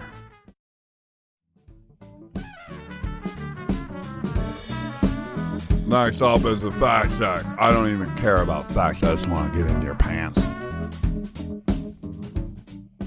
Okay, welcome to the fact check. Welcome to the fact check. I do want to say it again. Thanks to everybody who went to Ted Seeger's and ordered Ted Seeger's. All these people have been receiving their Ted Seeger's and taking pictures and making videos and then sipping it for the first time. And then we've been getting like the best, like it's just generating the funniest content. Like they should be writing for us. Like one was like, can't wait to drink 18 of these and drive up to Chili's. Need to drink a bunch of these and go on a motorcycle ride. Someone said this is It's fun. delicious garage beer. And I was like, ooh, Aaron and I were both like, ooh, garage beer. That sounds pretty great. It does sound nice. I get what that means. It's like sitting in your driveway or garage. Yeah, you go out to your garage fridge, That's grab a nice. beer. Well, good. So is it still sold out? Oh, thank you. So yes, it is sold out. Now people are going and it's sold out, but we have initiated a new batch. We should be completely restocked and ready to receive orders in a few weeks. So I will keep everyone posted. Great. Okay, this is for Jason Derulo. And There was an Easter egg in the Kristen fact check. Jiggle, jiggle. yeah, that's right. Wiggle, was a wiggle, misfire. Wiggle, wiggle. Yeah. Speaking of, Kristen's been sending me all these videos of the kids when they were little. I mean, especially Delta. I know, but even just little Lincoln in there in the back, and she sent me one that was so funny of Lincoln getting so annoyed with her For not handing over the thing to yes, me. the watch. Give it to Daddy. She said, "That's Daddy's watch now." Delta, is like so exasperated. Like a sibling dynamic is just instant. It is. It doesn't take any time to develop. I kind of saw Lincoln in a new light when I was watching these because the first video Kristen sent me was of them. I mean, Delta was probably 3 and I think Lincoln even probably younger, 5, like maybe before younger. 3, yeah. And they're doing ballet in the house and Lincoln's doing hers. Uh-huh. And then Delta's like, watch this. And just like trying to. And they're both in tutus. They are. They lived in those, remember? Yes. They would Tights never. and tutus. Oh. And Delta's hair's so fucked up. It looks like her head is. just came out of a fucking a dryer. I know. Clothes Static, dryer. like. The back's all sticking up straight. Yeah, and she's like, watch this, Lincoln, and like trying to get her attention, and Lincoln's And just she only wants ignoring her. Lincoln. And Lincoln is ignoring her. Yep. And it's really sad. Like, Delta's like, Lincoln? Like, so sad. Yes. And then she turned. And Yeah, that's what the thread of all these videos is her. And I said it last night. We were watching a bunch in bed, and I said, "You've always had a short fuse." Yeah, well, she tried the nice She way. did. And then she started stomping around, Lincoln! And it's funny because I'm in that video. I'm on the like toilet. Yes. And I obviously was feeling really protective of. Let's just be clear. You're sitting on a toilet with your With clothes on. Yeah. I wouldn't want people to think that. Yeah. It was You're a taking a closed- shit during this video or something. Closed toilet. I'm sitting on it on my phone with like a paper, so I must be working or something. But I'm not paying attention to them. But I'm obviously listening because when. As soon as you hear Delta's feelings hurt. Yes, Yeah. as soon as it gets like sad, I jump in and say, Lincoln, we always watch you do your ballet, so it wouldn't feel very good if we ignored you. Yeah. And then she like watches it, and it's a mess and whatever. But when I first watched it, I was like, oh my God, I'm like Assertive. hard on her. Mm-hmm. And which I don't remember being, but now it kind of makes sense because she was always so mature. Lincoln, yeah. Yes. Yeah, misleadingly mature. Yes. Yes, that's been a problem of mine with her. Is like when Yeah. she'll make these very age-appropriate mistakes, I'm like confused. Exactly. And it feels like, well, why are you doing that? Mm-hmm. Because you know better. And she doesn't know better. She's 4 or 5 or whatever. Yeah. Yeah. So I was like, oh, man. Also, you've always just had a bond and an affinity for Delta, and she's the low-status person in the Yes. household. So you've always been very protective of her. Yes, exactly. And I was there to watch her. Mm-hmm. So it was a different dynamic. But still, I do think I would have been more understanding. Although, I mean, I will say Kristen in the video is also like, Lincoln, she's asking nicely. Mm-hmm. But anyway, it's just funny to go back. Well, really quick, let's finish how that one ends because I think it's so hysterical. So Lincoln looks at her like for 1 second, and then she goes, I'm going to be a teacher one day, and I'll teach her how to do this. Yes. And Delta immediately, Delta's now misleading in the opposite direction because you think she's a dum-dum. Like she can barely talk, but she picked up on that burn so quickly. Yeah. And she immediately goes, I'll be a teacher. I'm going to be a teacher, and I'm going to teach show you. everyone I'm a teacher. Yeah, I'm like, I wouldn't have even thought she understood what that meant in that moment. She was so advanced. There's another video of her talking about the moisture on her baby doll. And she can't really say the word. She's saying moista, but she's saying moisture. And it's like, how does she know that word? The other great one is you're playing Elsa or Anna. I don't know which one gets frozen. Yes. Oh my God. And Delta's playing opposite, the one that's unfrozen. And she has to give you a true love kiss to unfreeze you. In the anticipation and the amount of time she like goes in and then almost kisses you and doesn't. Oh, is it funny? It's so funny. Oh my God. But then, so there's a video she sent of Lincoln doing ballet. Again, at the actual ballet recital or something. Yeah. And she's doing it and she's taking it really seriously. Yeah. And there's also 20 kids waiting their turn to do their little prance across the floor. Yes, and she's taking it really seriously and she does it perfect. And then Delta like pops her head in the camera and is like, I want to do that, but I'm only this going. part. And then she like runs out there and does the like absolute most ridiculous She looks like when fucked up. a pony is born and they start walking all fucked up, like the first 100 steps. That's what she's trying to skip, and it's the craziest leg movements. Crazy, but it's bad, but adorable. But it's so cute, and everyone is laughing and cheering, and I was like, I'm Lincoln. Like, I could really connect with her. Oh my God. She just did that perfectly. She'd been paying attention. She was probably practicing. And then Delta just runs out, does this ridiculous.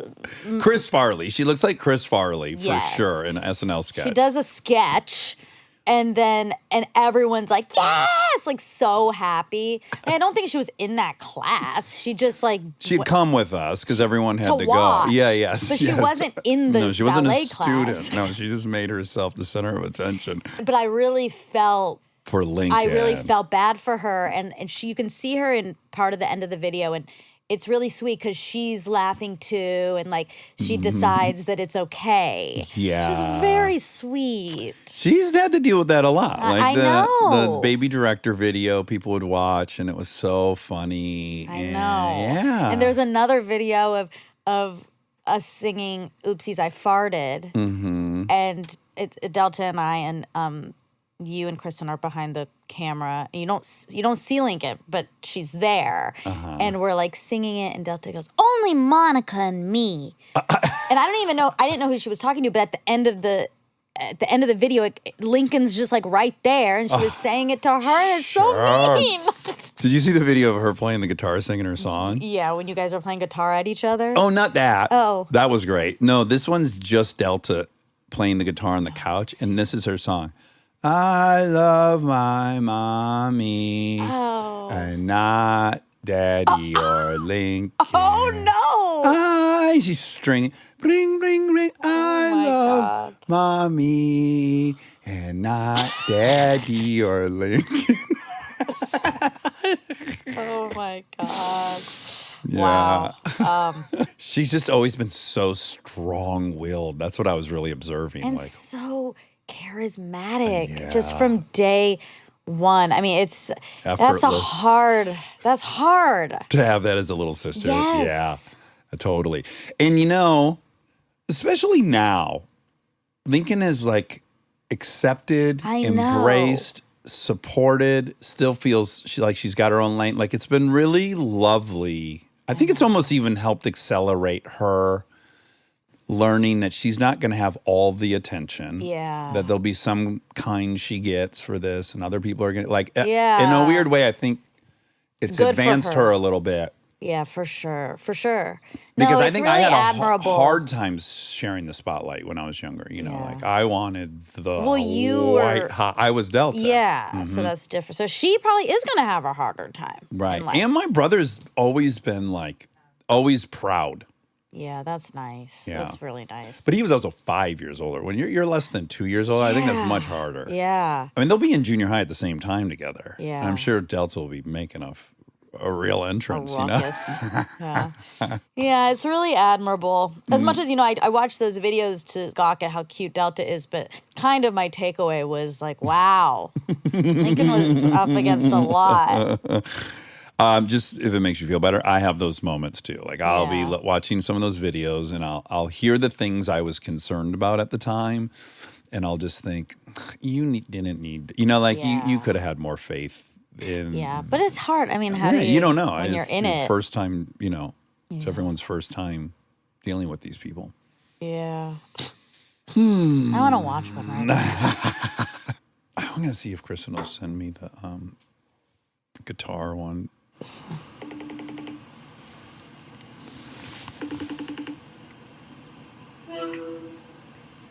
Hi. Hi. Will you send me the one with Delta playing the guitar, I Love Mommy, and not Lincoln and Daddy? Of course. We were just watching videos like that. We just started it. What ones were you watching? We just watched when you and Lincoln were playing the guitar, and I was like, "Let me do my first cartwheel." When you guys were playing guitar, Yeah, you're in the background acting like a chimpanzee. I'll send it to you. All right, thanks. Yeah, she just learned how to do her first cartwheel really badly. Oh, it's not even. To call it a cartwheel is like calling a bicycle a pickup truck. But it's also it's like a part 2 because in one of the other videos she was also thought she had trying mastered it. No, she was like, I can't do it. Oh, you're right. She was defeated. She got defeated. And she's like, I'm never gonna do it. Oh my God. I also look so young in these. I know. It's crazy. Yeah. It is crazy because I don't think you look any older than when I met you, but then I look at those and I'm like, oh yeah, you're like a little girl. I know, I've really aged. No, it's just No, I have. I have. Anyway, well, it's so fun. And when she was sending me all of them, I was so overwhelmed by how much I like couldn't stop watching and want to go back in time and play with her. Yeah. It's so nostalgic. And Me too. it's interesting in the place I'm in where I don't have kids. Uh-huh. But to have all these like maternal feelings. Right. Is weird. I bet. Yeah. Okay. Anything new from the week? Anything good? Before I jump into facts. And I'm going to a baseball game tonight with Nate. Oh, that's very fun. excited about. Dodgers? LA Dodgers versus who knows? I'll find out. Milwaukee Brewers. Oh, the Milwaukee Brewers. Ding, ding, ding. Why? Brewers. Oh, because Ted Seeger's? Yeah, they're beer brewers, Oh, and I'm yeah, a beer brewer. that's- Maybe I'll be rooting for the Brewers. No. How can I not? My brother in arms, the Brewers? They're your competition. What if it was, though, the Philadelphia Podcasters? Yeah, they're my competition, so I can't root for them. I'd feel like a kinship. Well, Brewers are good. That's 2 first-place teams playing each other. Oh, really? Yeah. Oh, my gosh. wow, Oh, that'll this- be fun. I'll pay attention to very little. Are you going to have a hot dog? I told you what always happens is not every time, damn near every time I've gone to the Dodgers, I sit in these really great seats that my agency owns. They're awesome. I go mostly because it's free food in there, the Dugout Club. Unlimited hot dogs. Oh, it's great.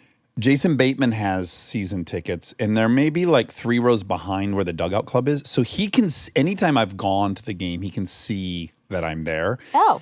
And I'm not a baseball fan. I love the experience of watching the game Me too. in person. It's so fun, but I don't follow it. So I always leave in the 8th inning. I'm to beat the traffic, right? Yeah, yeah. And every time I will have not seen him, and then I'll look at my phone when I get in the car, and it'll be from Bateman. Couldn't hang in there, huh, bud? Oh, that's funny. Burning me that I'm a shitty fan. Oh, The traffic at that stadium is especially shitty, oh though. yeah. It's comical. Yeah, even when the White Sox play one time a year, Yeah, you'll still leave if early. it's not a close game, I'm getting out of there because it's an Yeah. hour and a half otherwise.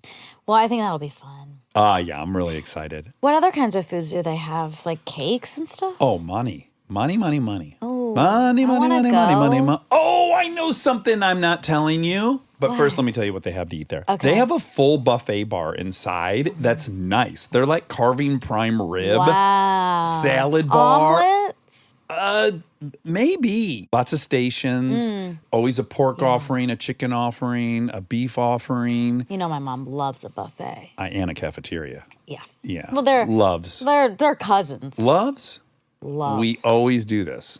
Why? I try to remember her favorite cafeteria. Is it Loves? Oh no, we do always do this. Yes. This is a what's on. This who's on first. Who's on first? Yeah. Also, Massimo. Piccadilly. Smiley? No. Happy? Marie Callender's. Yeah, that's not a Piccadilly. cafeteria. Yes, though. it I think. No, Is Marie it? Callender's is not. Oh, really? I love Marie Callender's. They've got a really great cheese soup Oh my and god. a great salad bar.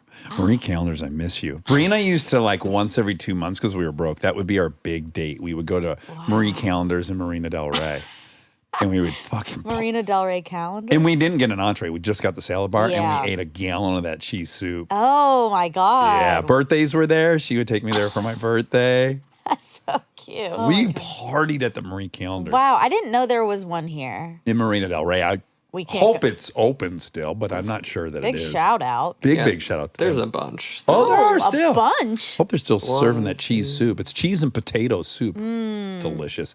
I wonder if I'd still like it. You shouldn't go back. like the fast food restaurant that'll remain nameless. Okay, this is my obsession for the last few days. Okay. I discovered this on the internet. First, my friend Ben Kosolki sent it to me, who's a DP who did Freebie. He's a really wonderful, creative. I love him. He sent it to me first. Instagram post that Steven Seagal put out an album in 2004. Have you seen this on the internet No. yet? And one of the songs, he has a full Jamaican accent. And he's singing in pidgin. What? Oh, yeah.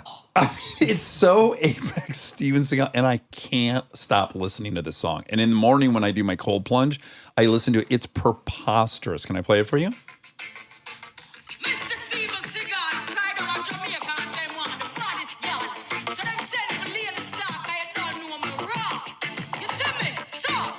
Listen for Punani.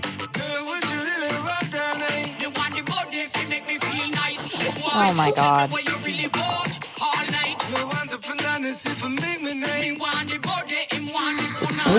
Oh, this is so cringy. You believe he did this? Oh my God. You could look at that, but you shouldn't. But the girl dress is just as pretty, not just there to cover her kitty. I mean, What's his ethnicity? okay, great. I'm glad you brought that up. He has in many movies played Native American, Okay. played Italian. He's Jamaican in this song. Yeah. He's Putin's pal. He's Russian. I mean, he is whatever he wants to be that morning. He doesn't give a flying fuck what anyone has to say about it. It's insane. Oh my. Yeah. Nationality says American, Russian, Serbian. Okay, but playing Native American whenever he wants. And he speaks with a generic Native, stereotypical Native American accent in these movies. This is what he is saying. Him want the punani, and me know it nice. When the girls start to strut, you could look at her, but you shouldn't do that. Think about just that because her clothes are just as pretty. They're not just to cover her kitty. Girl, what you really want all night. Me want the buddy. Make me feel nice. Boy, what you really want all night. Me want the punani. C for make nice. Baby, the way you walk is so hot. Let's have a shot of rum. Then I'll make you come with God. me to the ocean. That would be fat. P-H-A-T. You can be my bow cat. Nice it'll breeze. Oh my God. Monica. No, I hate this. Hold on. You got to hear that passage I just read.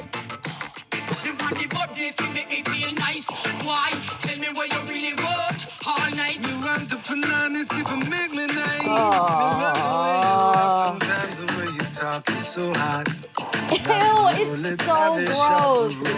Then me can make you come with me to the ocean. With me to the ocean. Nice pause. It was a nice pause there. A lot of double entendre happening. Holy fuck.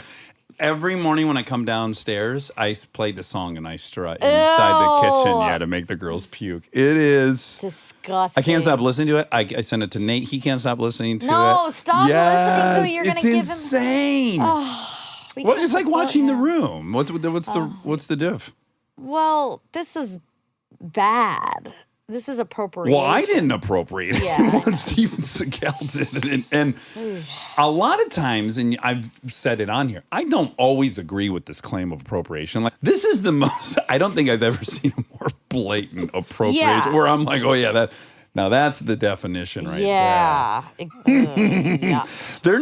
I don't know what needs to happen. You know what there needs to be is like an incredible documentary about him. Yeah. I bet it would be fucking so good. Because look at these phases. I mean, just to go, he went to studios and he's like, so here's the thing. I'm going to play a Native American. I have the perfect accent. I'm going to play it in this movie where I fight for my land. For my lion? My land. Oh, land. Also, if you heard my new song, Strut. Me wanna put your nanny tonight. Oh, God. Okay. I can't. He's like, also check out my new movie where I'm a fucking Guido. Hey, I karate chop you. Yeah. Apparently making I don't miss it. a Russian documentary right now Oh, he himself is About- in production. about Russia's special military operation. Well, he fancies himself a special ops. There's those photos of him hanging with the Russian special ops in special ops gear. update on my bolognese. Sorry. One last thing before we move on. Sure. You know he had a show where he was a cop as well. Yes, we've talked about it a lot on here. Okay, we're talking about it enough. What a lot of people don't know about me is I'm a sheriff in Louisiana Parish 13. I protect these streets. And then I play blues guitar at night downtown New Orleans.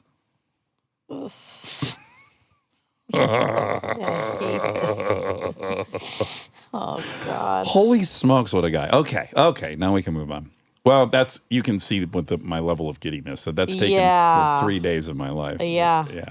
Wow. Oof. Did Kristen send the video? Oh, okay, here we go. Thanks for your patience and your patronage.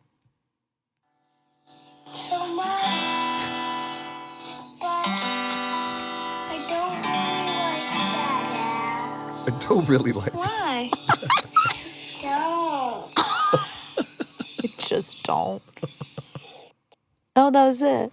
Wait, okay, hold on. Oh, no, she's back. I love Mommy so much. I love Mommy so much.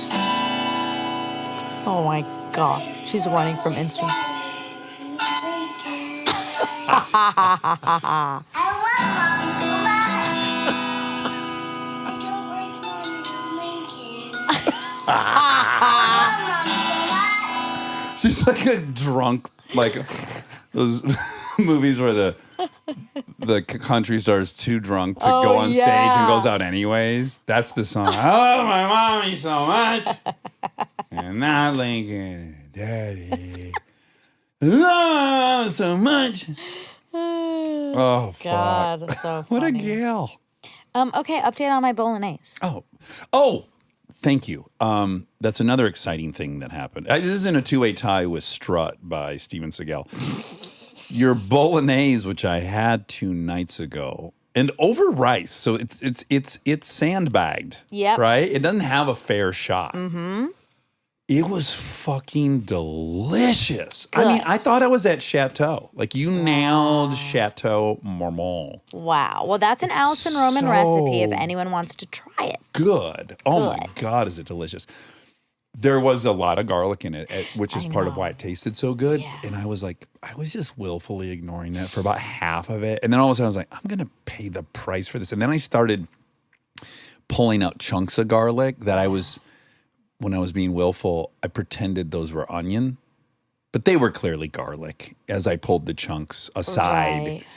And they're so good. I love that chunk of garlic. I know. So I did have some flaky eyebrows later. That's all sorry. right. And some psoriasis on my penis and testicles. Oh, my goodness. Yeah, Okay. but that's going to pass. That usually only lasts a couple days. And worth it. Rubbing the garlic on there. I stirred it with my testicles. That's where my psoriasis likes to show up. I'm so grateful for it. So nice. That's really where you want psoriasis. On your genitalia. Yeah. Ouch. Ouchie, ouch. I guess it's just where your skin's thinnest. Yeah, I most think. sensitive. Yeah, thin skin, I think that's what it goes for. But you don't get it on your heels. Let's just say that. But I'd love it on my heels. Psoriasis gods? That would hurt. No, if I had to pick where my psoriasis was, definitely on my heels. No one will ever see it. But And I you have can't to feel walk. but I can't feel shit on my heels. Oh. Right? It's just a big pad of dead skin. Okay. Thick the dermis pachydermis. Pussy pachydermis. Pussy pachydermis. That's virtually what I have is my heels. Okay, so we talked about, because his parents got married twice to each other. Yeah, I love that. Yeah, we like that story. And 7 celebrities who married the same person twice. Oh, fun. Mm-hmm. Fun list. I'm excited for this. Okay, Marie Osmond. Okay, Donnie Osmond. Marie Osmond and pro basketball player Steve Craig. Oh, okay. 3 years of marriage, then divorce. Then she married somebody else, and then back to... Maybe Donnie Osmond's her child? Or brother. Or father? Okay, number 2, Elizabeth Taylor. Oh, sure. Who? Richard Burton? Richard Burton. I only know that because I'm listening to the Mike Nichols book right now. Oh, and they and talk Mike about Nichols' it? first movie was Who's Afraid of Virginia Woolf, which was Burton, and I can't wait to see this movie. I got to remember to watch it. Now I'm really interested in it because they were like the most mega movie stars ever. They got paid all this money, and this is his first feature. That's a big dealing with older stars that have their way of doing things and trying to get something new and original. That's a Herculean feat, and he was masterful at dealing with both of them, and they're nuts. Yeah. Eminem.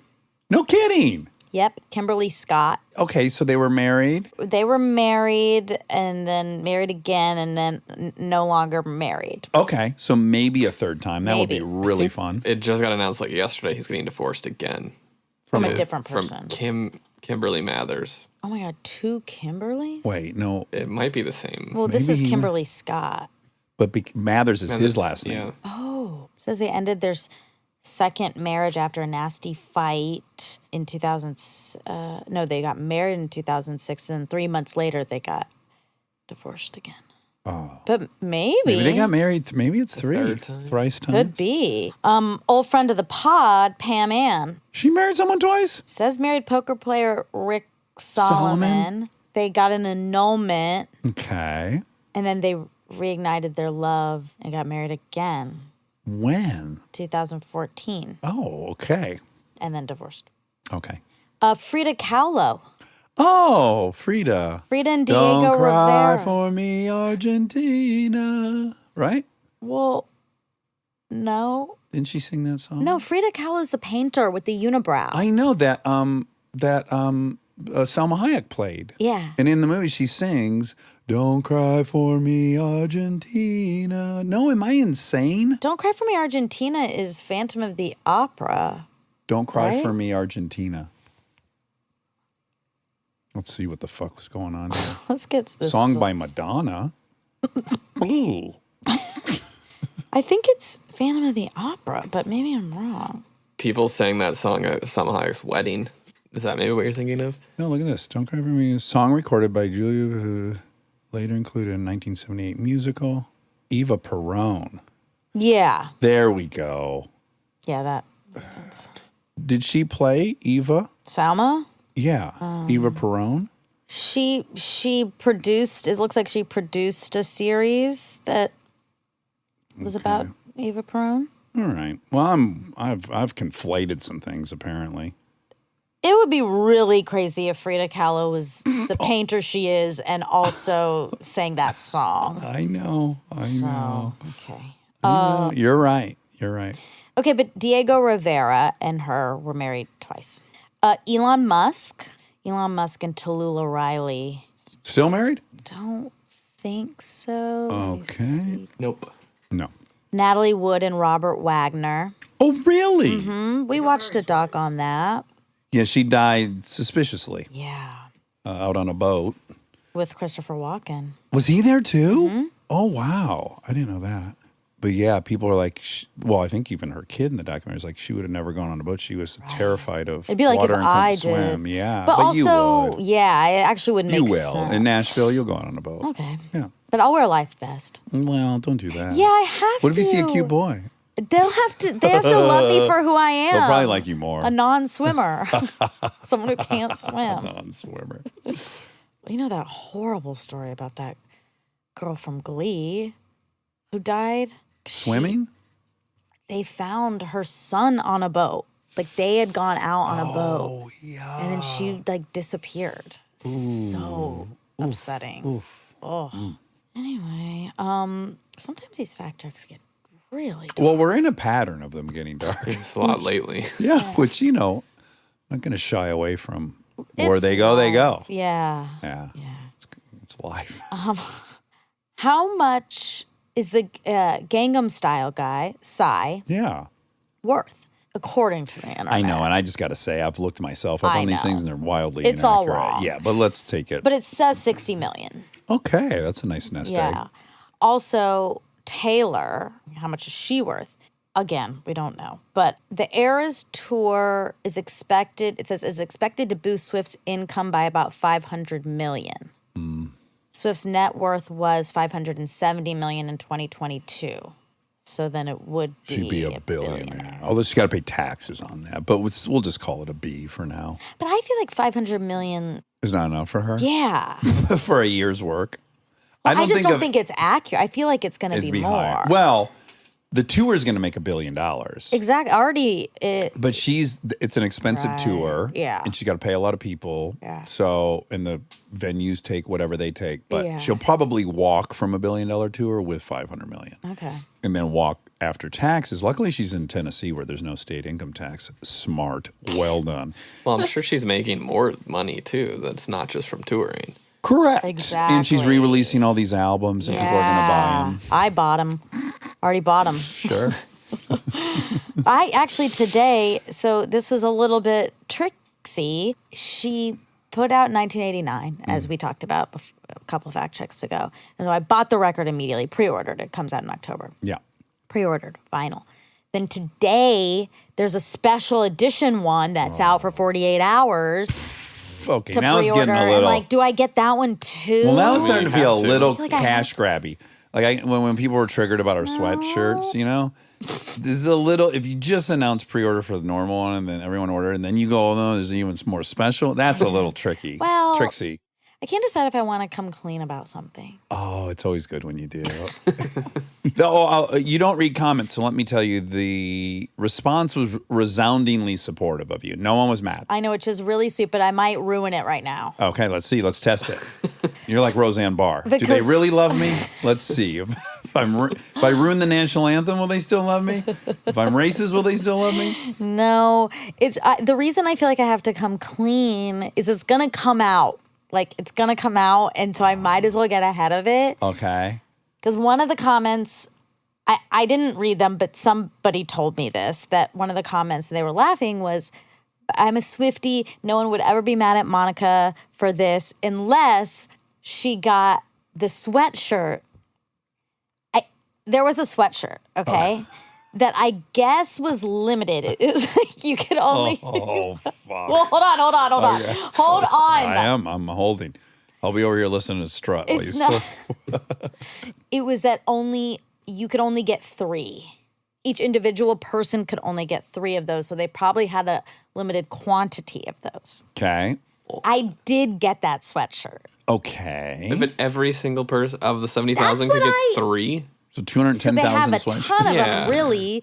I just don't know if anyone didn't end up getting one. Like, I don't know. Okay. But I will say, the girls who got my merch, they didn't get that. So it Because you wasn't. got 3 of them. No, I only got one. I got one, but I do feel like I have to come clean because she made that specific caveat. And I was like, fuck, I did do that. I got the t-shirt and the sweatshirt. I got 2 pieces of merch. Okay. And the thing is, I have to come clean because I want to wear it. Yeah, and you're going to be... I'll be seen in it. Sure. See and be seen. So, But everyone in line had the opportunity to buy that sweater too? yeah, they could buy 3. Then who cares? You're thinking that someone wanted 4 and couldn't because No, you got they weren't one? allowed They'd to. hey, we'd love to sell you 4. But you know Monica Padman? Have you ever heard the She paid podcast someone Synced? to- 3. I mean, I just don't know if anyone at the end of the line didn't get, like, if they ran out. I don't know. I don't. Yeah, it was night 5 of 6. I think you're fine. Yeah. I don't know, but I just So much pressure. I'm gonna wear it, and people are gonna see it, and I'm sorry. Anyway, okay. Fact: 44 songs in her tour. Basketball missers, the greatest missers of all time. I really liked that. That was cool. That stuck with me as well. Kobe number 1. He's number 1. LeBron is number 2. Then we have John Havlicek. Havlicek? Havlicek? He was for the Boston Celtics. Elvin Hayes and Karl Malone are the top 5. Oh, wow. Jordan wasn't in the top Not 5. in the top 5 that I Okay. can see on this. On Sentient Animals? Yes. Org? Yeah, sportsbrief.com. And then He's 9th. 9th. Okay, so top 10. That's still... I would have thought Kareem Abdul-Jabbar would have been up there because He's 8th. He's 8th. Okay, because he had been forever the all-time scoring champ, career scoring champ. Yeah. tens of thousands of points. Friend of the pod, Carmelo Anthony. Oh, 7. yes. Love him. Mellow. Exploding shirt guy, right? Yep. Exploding Pants and shirt. Oh, God. Okay, so the quarterbacks with the most overall interceptions in NFL history. Similar thing. Yeah. I tried to pull that into the combo. Yeah, number 5. Okay, tied for 4. Peyton Manning. Sure. Legend. And Dan Marino. Oh, Big Dan Marino, main character in Ace Ventura. 3 is Fran Tarkenton. Fran Tarkenton. Just hearing that name for the first time. Me too, but let's see. Hall of Fame quarterback, played 18 seasons for the Giants. Whoa. The name is sort of familiar. 1972. Yeah, it's older. 3 years before I was. 2 is George Blanda. Also hearing that one. Yeah, I don't know that one. And 1 is Brett Favre. Brett Favre.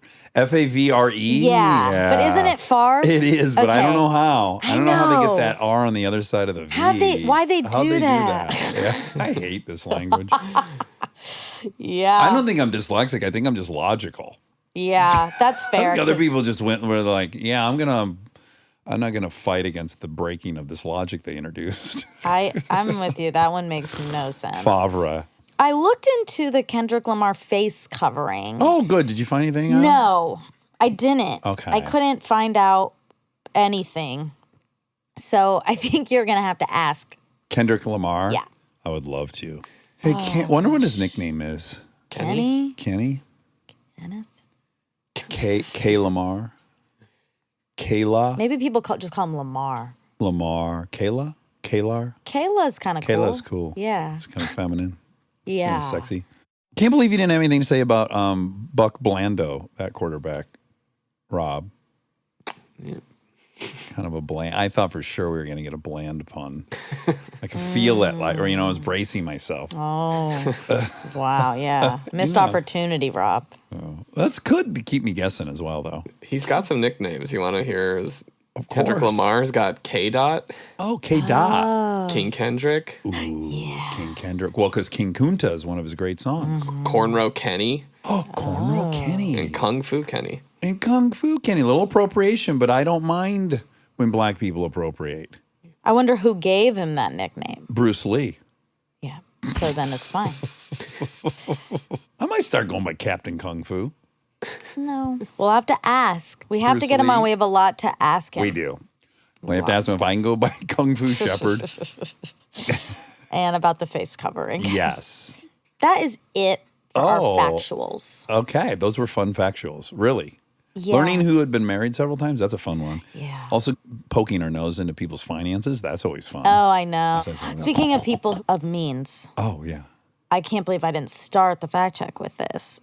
Big congratulations to my hero, your ex-lover, Ashley Olsen. Oh, because she is now a mother. She is. Congratulations. She's going to have videos like that on her phone. How fun for her. Think how cute her baby will Oh be. my God. Round haven't features. Auto. And you were excited because it's a palindrome. Yeah. Yeah. Man, ding, ding, ding on these Yeah. palindromes. Of course she had a palindrome Like- kid. I do have this curiosity. Like, do you love them enough, Ashley or Taylor, that you think you could be in a relationship with them? No. Okay, I'm just You curious. wait, what kind? Romantic? No. Yeah, like become life partners. No, because I'm not sexually attracted to women. I know, but I'm still wondering. That's weird to wonder if It's you know. not. People rightly would ask me, would I want a romantic relationship with Brad Pitt?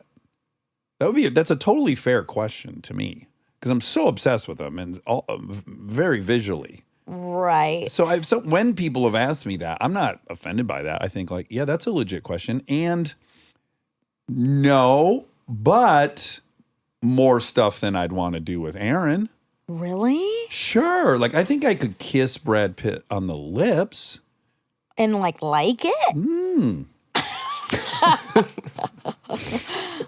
I'm open to find out. Oh, wow. Yeah. But not Aaron? That's kind of... No, Aaron's my best. He's like my brother. Right. Even more reason, like, you guys are intimate. You put your head on his tummy We snuggle and stuff. Yeah. Yeah.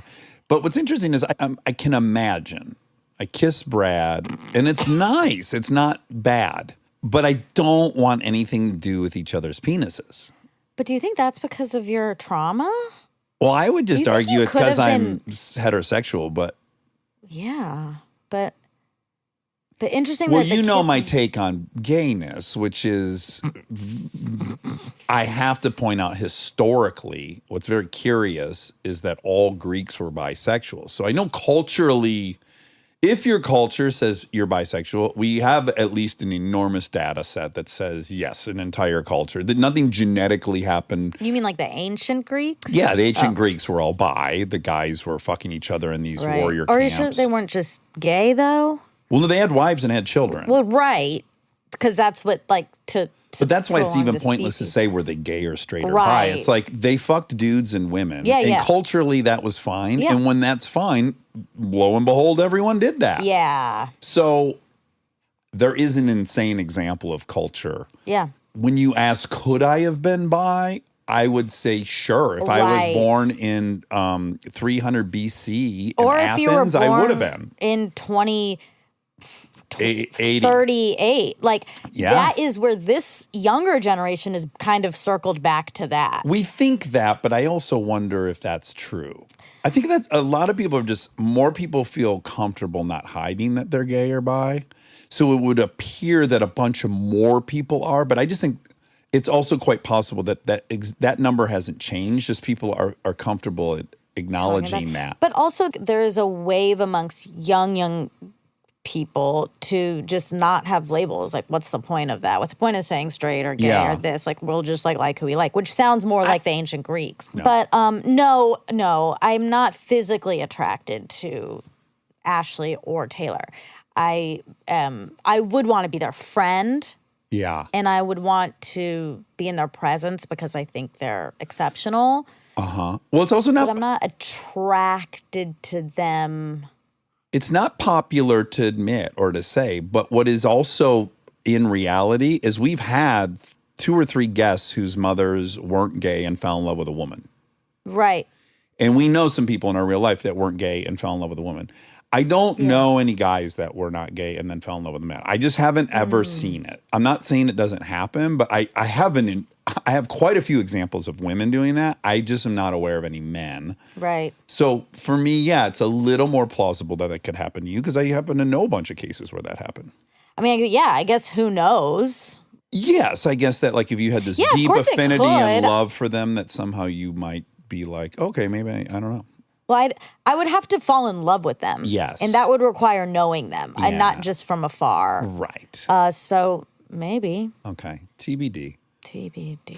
I'm gonna say probably. If you're betting, you're gonna say probably betting? not. Probably not. Probably not. I've had very extremely close relationships with women, and I've never been physically attracted to them or like wanted to kiss them or anything. Right. But were any of those friends had you like had this level of Well, Kristen, okay, and you never I never wanted thought to about kiss leaning in her. for a kiss with her? No, not unfortunately not. That'd be something if I had to come downstairs and saw you guys necking on the couch. Yeah, what would you have felt?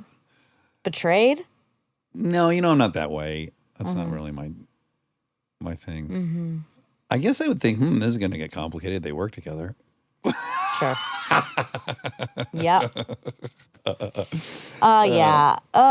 Who knows? No labels, Yeah, no labels. All right. I love right, you. love you. Very fun fact check.